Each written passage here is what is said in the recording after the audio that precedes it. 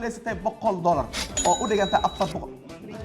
400 markaa ku ogaa waay hadda waa nisqa mal dhahay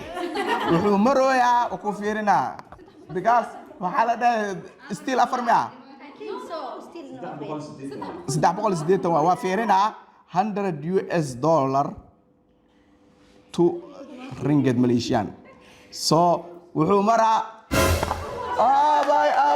$400 ringgit waay anyways lacagta aan ku sheegay waa balaag tagibo oo he cash kuma siin doono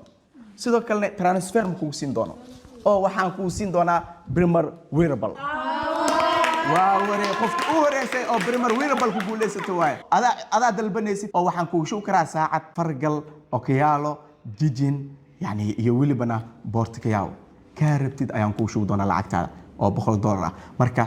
dalbo يضخ مالدوها مثل عادي جوسكاي معنا كي أركتها وأركت مو بدنا أنه ضدك يعني جفت السنة سو مركا كي ربطة ساعدة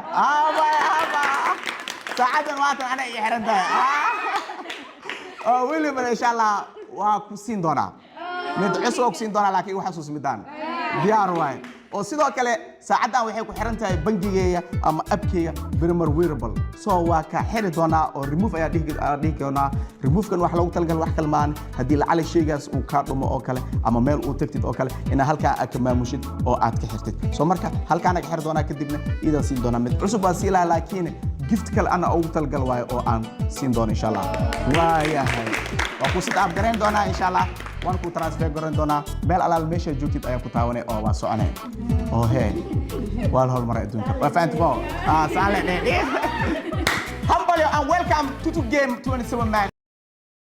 sida aragteen asxaajiyo team cusub ayuu keenay adiga muuqaalkan daawanayo teamkii hore Sami Sundus Koko Makwesta mise jeelka cusub waa 2026 la galay